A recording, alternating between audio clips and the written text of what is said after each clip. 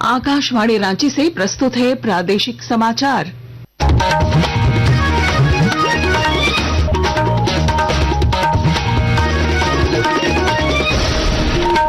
नमस्कार, प्रादेशिक समाचारों के साथ मैं पूनम किरकेट्टा। पहले मुख्य समाचार। मुख्यमंत्री हेमंत सोरेन की अध्यक्षता में जनजातीय परामर्शदात्री समिति की बैठक जारी। राजस्व बढ़ाने समेत आदिवासियों के विभिन्न मुद्दों पर लिए जाएंगे निर्णय। छत्तीसगढ़ के नारायणपुर जिले के अबूझमाड़ इलाके में नक्सल ऑपरेशन में 26 नक्सली ढेर, 1 जवान भी शहीद। राज्य के पेयजल स्वच्छता मंत्री योगेंद्र प्रसाद ने केंद्रीय जल शक्ति मंत्री CR पाटिल से मुलाकात कर झारखंड के लिए जल जीवन मिशन की राशि जल्द जारी करने की मांग की। मौसम विभाग ने झारखंड में मानसून के समय से पहले 10 से 12 जून तक आने की जताई संभावना। खरीफ की फसल के लिए होगा लाभदायक। और रांची जिला कबड्डी संघ कल से रांची में 10 दिवसीय निःशुल्क कबड्डी प्रशिक्षण शिविर का करेगा आयोजन। और अब समाचार विस्तार से। मुख्यमंत्री हेमंत सोरेन की अध्यक्षता में आज दोपहर 12 बजे से प्रोजेक्ट भवन में जनजातीय परामर्शदात्री समिति TAC की बैठक जारी है। बैठक में राजस्व बढ़ाने, आदिवासी हितों से जुड़े मुद्दों के अलावा शेड्यूल एरिया के नगर निकायों में स्टैंडिंग कमेटी की शक्तियों को सीमित करने पर निर्णय लेने की संभावना है। छत्तीसगढ़ के नारायणपुर जिले के अबूझमाड़ इलाके में DRG जवानों की आज सुबह से ही नक्सलियों के साथ मुठभेड़ जारी है। इस मुठभेड़ में 26 से अधिक नक्सलियों के मारे जाने जबकि 1 जवान के शहीद होने की खबर है।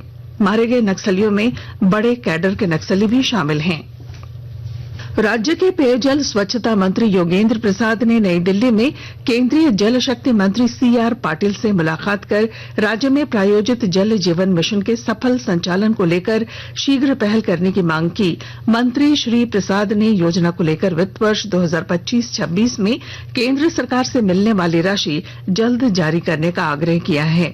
श्री प्रसाद ने बताया कि केंद्र सरकार से वित्त वर्ष 2024-25 में इस मद में 2114 करोड़ की राशि का प्रावधान किया है, लेकिन अब तक 70 करोड़ रुपए ही मिले हैं।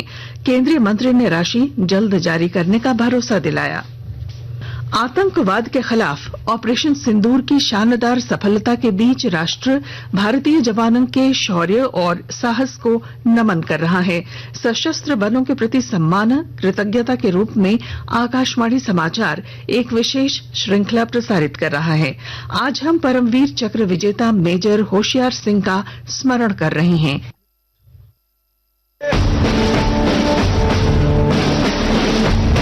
हरियाणा में जन्मे मेजर होशियार सिंह जून 1963 में 3री ग्रेनेडियर्स रेजिमेंट में शामिल हुए। 1971 में भारत पाक युद्ध के दौरान बटालियन को बसंतर नदी पर एक पुल बनाने का काम सौंपा गया था, जो दोनों तरफ गहरी बारूदी सुरंगों से ढकी हुई थी। मेजर सिंह C कंपनी के कमांडिंग ऑफिसर थे, जिन्हें जरपाल इलाके पर आक्रमण करने का निर्देश दिया गया था। कंपनी पर दुश्मन की ओर से मशीन गनों से भारी गोलाबारी हुआ। दुश्मन की गोलीबारी में गंभीर रूप से घायल होने के बावजूद मेजर होशियार सिंह हिम्मत नहीं हारे और अपने जवानों को प्रेरित करते हुए एक खाई से दूसरी खाई तक आगे बढ़ते गए। जब वे अपने जवानों को प्रोत्साहित कर रहे थे, तभी दुश्मन का एक गोला मीडियम मशीन गन पोस्ट के पास आकर गिरा, जिससे चालक दल के लोग घायल हो गए। मेजर होशियार सिंह स्थिति को समझते हुए तुरंत मशीन गन पिट की ओर दौड़ लगाई और खुद गंभीर रूप से घायल होने के बावजूद गन को संभाला और दुश्मन को भारी नुकसान पहुंचाया। हमले को सफलतापूर्वक मुकाबला किया गया और दुश्मन के कमांडिंग ऑफिसर सहित 85 जवान मारे गए। मेजर होशियार सिंह को उनकी वीरता और कर्तव्य के प्रति अडिग समर्पण के लिए परमवीर चक्र से सम्मानित किया गया। राष्ट्र उन्हें सलाम करता है, राष्ट्र उन्हें नमन करता है। अनुपम मिश्र, आकाशवाणी समाचार, दिल्ली।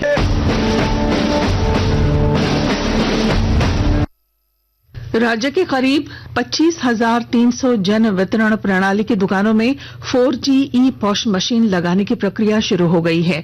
खाद्य एवं उपभोक्ता मामले निदेशालय ने सभी PDS दुकानों में 2G की जगह 4G ई-पॉश मशीन बदलने के लिए टेंडर जारी किया है।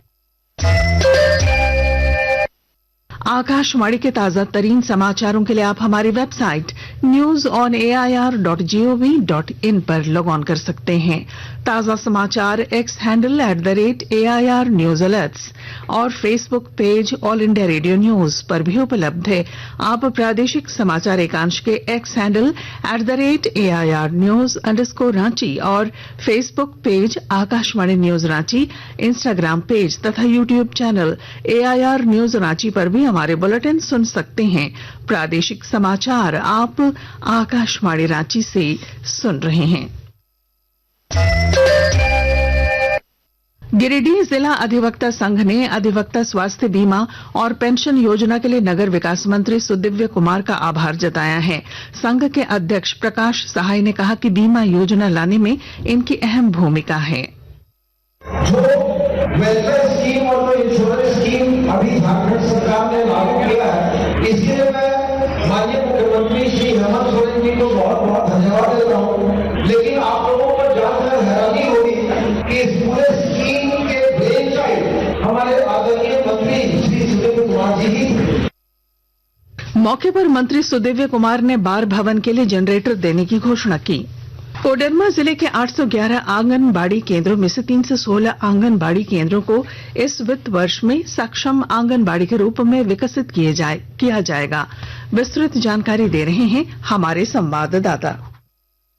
बच्चों को प्रारंभिक शिक्षा के साथ कुपोषण मुक्त बनाने के लिए आंगनबाड़ी केंद्रों को सक्षम केंद्र के रूप में तब्दील किया जा रहा है। फिलहाल कोडरमा जिले के 811 आंगनबाड़ी केंद्रों में 316 आंगनबाड़ी केंद्र ऐसे चिन्हित किए गए हैं जहां हर तरह की सुविधा बहाल की जाएगी ताकि यहां के बच्चों को सक्षम बनाया जा सके। इन केंद्रों में विद्युत, शुद्ध पेयजल, modeller kitchen, LED, wifi, wall painting, पोषण वाटिका और रेन वाटर हार्वेस्टिंग की सुविधा उपलब्ध कराई जाएगी। गजेंद्र बिहारी सिन्हा, आकाशवाणी समाचार, कोडरमा।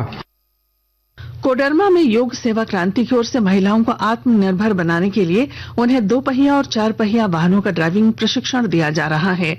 संस्था के प्रदीप सुमन ने बताया कि 1 महीने में 1000 महिलाओं को ट्रेनिंग देने का लक्ष्य रखा गया है। 1000 बेटियों को ट्रेनर बनाना है, जैसे 2 व्हीलर का, 4 व्हीलर का। और इसी तरह 2 व्हीलर, 4 व्हीलर, 3 व्हीलर सीखेंगे तो मुसीबत किसी तरह भी घर में पड़ेगा तो निश्चित है कि वो 3 व्हीलर भी निकाल करके, 4 व्हीलर भी निकाल करके आर्थिक मदद भी मजबूत कर सकती है। जिस तरह सहयोग दे रहे हैं सभी, कल भी सैकड़ों में आए थे, आज भी सैकड़ों में पहुंचे। संक्षिप्त खबरें। खेल निदेशालय रांची जिले के शहरी और ग्रामीण क्षेत्रों में नए खेल प्रशिक्षकों की बहाली प्रक्रिया जल्द शुरू करेगा। लगभग 70 आवेदनों में से 13 उम्मीदवारों की प्राथमिक सूची तैयार कर ली गई है। खूंटी के रनिया थाना क्षेत्र में जंगली हाथियों ने मजदूरों पर हमला करने का प्रयास किया। मजदूरों ने किसी तरह अपनी जान बचाई। झारखंड में इस बार मानसून के समय से पहले 10 से 12 जून तक आने की संभावना है।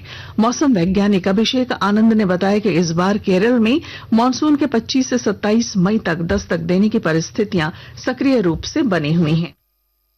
मानसून इस बार थोड़ा सा पहले आने की संभावना है। केरल में मानसून के प्रवेश से 10 से 12 दिन का समय लगता है झारखंड में आने में, और झारखंड के पूर्वी भाग से मानसून का आगमन होता है और पूर्वी भाग में खासकर साहिबगंज, पाकुड़ के हिस्से से मानसून झारखंड प्रवेश करता है। तो अगर अर्ली आता है, खरीफ का जो फसल है वो समय उसको लगा पाएंगे, और उम्मीद इस बार ये की जा रही है कि मानसून ओवरऑल झारखंड के लिए अच्छा रहेगा। रांची जिला कबड्डी संघ की ओर से कल से 10 दिवसीय ग्रीष्मकालीन कबड्डी का निःशुल्क प्रशिक्षण शिविर का आयोजन जयपाल सिंह स्टेडियम खेल कॉम्प्लेक्स में किया जा रहा है। उधर बिहार में आयोजित खेलो इंडिया गेम्स 2025 में झारखंड के चतरा की फुटबॉल खिलाड़ी पूनम खलखो ने अपनी टीम को गोल्ड मेडल दिलाने में महत्वपूर्ण भूमिका निभाई है। पूनम ने इस जीत को राज्य का गौरव बताया। मैं डिफेंस पे पोजीशन पे मैं खेली थी, जिसमें मुझे मैन ऑफ द मैच का भी प्राइज मिला था। उसी टाइम से मैं मोटिवेट हो गई कि मुझे फुटबॉल खेलना है, मतलब इंटरेस्ट था मुझे फुटबॉल में। लड़का लड़की का भी भेदभाव नहीं करना चाहिए, लड़की हो तो क्या हुआ, लड़की लोग भी देश का नाम रोशन करती है। और अब अंत में मुख्य समाचार। मुख्यमंत्री हेमंत सोरेन की अध्यक्षता में जनजातीय परामर्शदात्री समिति की बैठक जारी। राजस्व बढ़ाने समेत आदिवासियों के विभिन्न मुद्दों पर लिए जाएंगे निर्णय। छत्तीसगढ़ के नारायणपुर जिले के अबूझमाड़ इलाके में नक्सल ऑपरेशन में 26 नक्सली ढेर, 1 जवान भी शहीद। राज्य के पेयजल स्वच्छता मंत्री योगेंद्र प्रसाद ने केंद्रीय जल शक्ति मंत्री CR पाटिल से मुलाकात कर झारखंड के लिए जल जीवन मिशन की राशि जल्द जारी करने की मांग की। मौसम विभाग ने झारखंड में मानसून के समय से पहले 10 से 12 जून तक आने की जताई संभावना, खरीफ की फसल के लिए होगा लाभदायक। और रांची जिला कबड्डी संघ कल से रांची में 10 दिवसीय निःशुल्क कबड्डी प्रशिक्षण शिविर का करेगा आयोजन।